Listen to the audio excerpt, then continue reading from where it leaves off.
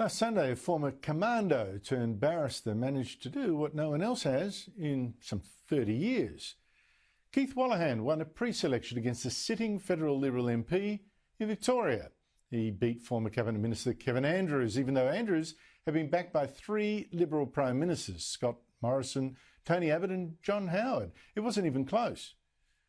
Now, I asked on Monday's show, what's going on here? Andrews, a Conservative, backed by the Liberal right, gets beaten by Wolahan, backed by the Liberal left.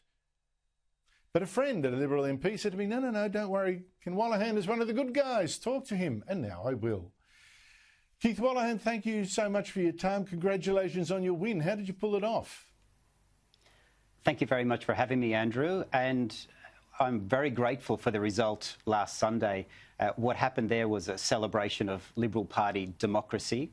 And I don't think labelling anyone is doing them justice. 300 grassroots members of the Liberal Party who watch your show and are from all parts of the community and share a lot of the values you talk about on this show voted, and they voted to renew. And I'm very grateful for it. Yeah, well, send a cheerio to all those watching. But nevertheless, people do tend to hew to one side or other of politics, even in the various parties. There's no secret there. You were backed by the left of the Liberals. Is that where you naturally fit? I don't think you should. I don't accept those labels of the left of the Liberals. This is a federated party, and the Victorian division has its own unique history, traditions and culture. Of course, political parties have factions, but in that room, 80% were local party members and 20% were drawn from the wider party. I've met them. I sat in their lounge rooms. My wife and I had lunch and dinner with them. We got to know them, and we've known them for many years. No one was told what to do, and clearly if they were, well, it wasn't really working when all the phone calls came in. They exercised a secret ballot. I'm not suggesting that, Keith, I'm not suggesting that, but I'm not suggesting that. The point is, left-wing power, the Liberal left on the party backed your campaign, and the Liberal right backed Kevin Andrews. That's absolutely natural. We saw the gloating in the papers on the day. So, but I understand that you don't want to get typecast yourself. Can you? What is it that you want to get done? Well, let me tell you why I joined the Liberal Party. I joined the Liberal Party in 1996, 25 years ago. I joined as a first-year university student for two reasons. One, I saw my dad's small business go to the wall in the recession we didn't have to have. And I also saw extreme political correctness on campus. So I'd like to consider myself a Howard-Costello Liberal. And most of the Victorians I know consider themselves Howard-Costello Liberals. And I think the interstate labelling of Victorian Liberals is just inaccurate, and it's unhelpful and unfair to them. I should consult some of the left-wing Liberal power brokers on whether that's correct. But I'm glad to hear that answer. That was a good answer. Where are you on issues then? You mentioned political correctness. Where are you on things like the cancel culture? I think you and I are on a unity ticket on this, Andrew, as are most of the people who voted on Sunday. I firmly believe in free speech. I firmly believe that we shouldn't make it an offence, a criminal offence, to offend someone. And I believe that our democracy is at its strongest when people can articulate their ideas freely, no matter how offensive or when we disagree with them. And I'm concerned that in the last few years, especially last year, we've seen people cancelled, lose their jobs, and then lose their voice on digital platforms. That's of concern to me. So is it of concern to you that Craig Kelly was cancelled today, that the Liberals, the Prime Minister wanted him to shut up, the Labor wants him censured, journalists are telling him to shut up simply for expressing honestly held and important opinions? I am a candidate for election, so I'm not a parliamentarian. I don't think I'd be off to a good start if I was going to second-guess what parliamentarians in Canberra are doing today. But thank you for asking anyway, Andrew. Incoming duck.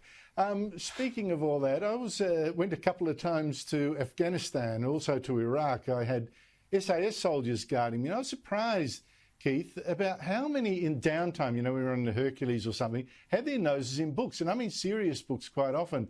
And you've got Andrew Hastie, of course, Liberal MP, former SAS captain, very widely read, talked to him about history and philosophy. And now there's you, a former commando. I don't know whether I'm looking at, grabbing some random examples, atypical ones together, but what does this say about the modern Australian soldier?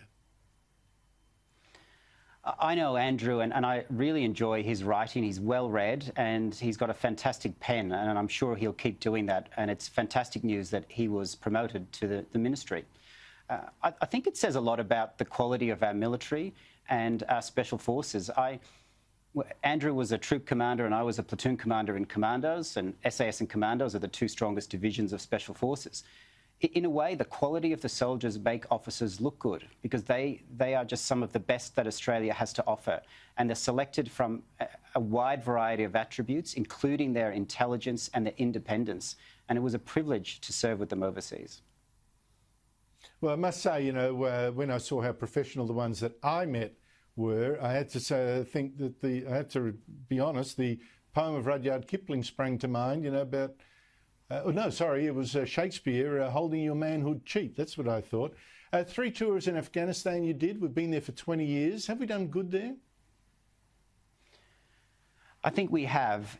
Obviously, looking back on what we did, you have to have a sense of perspective. There were lots of good things. I saw young Australians, young men and women, take enormous risks to help Afghans and to save Afghan lives. And they did so with compassion and a sense of duty. And they were more than happy to risk their lives to save people in that country. Time will tell whether we actually left a long-term impact. But I can say to the families, particularly of the fallen, that the sacrifice that they have had to endure, which is unimaginable, that sacrifice that this country respects, and I will never forget. Now, of course, there's now been accusations that seem pretty well founded of war crimes there by a handful of Australian Special Forces, some SAS and commandos. Did you ever suspect that was happening? Not at the time. Not at the time. It was only later when hearsay rumours started coming around, and the senior officers in the military and Special Operations Command were quick to get to the bottom of that and look into it. And that started a very long process that led us to where we are now. Now, finally, Keith, I'm going to ask you, and I suspect you'll treat this again as another grenade with the pin pulled out. Global warming. Is anything that Australia does in terms of cutting emissions really going to affect the planet's temperature? I'm going to back the Prime Minister here. I think for the first time in many years, he's got the politics and the policy right. We are a small country. There's only so much influence we have, but you leverage that when you focus on technology. We're a smart country too. We've got some of the best engineers and scientists and universities, and it's not impossible that we could find a silver bullet, and I'd love that to have an Australian contribution to it. You dodged the actual question, but I guess that's one of the things that is one of the reasons you're still alive. You know how to dodge. Keith Wolahan, I very much appreciate your time, and very good luck in your career. I don't think actually you'll need it, but thank you very much for your time. Thank you for having me, Andrew.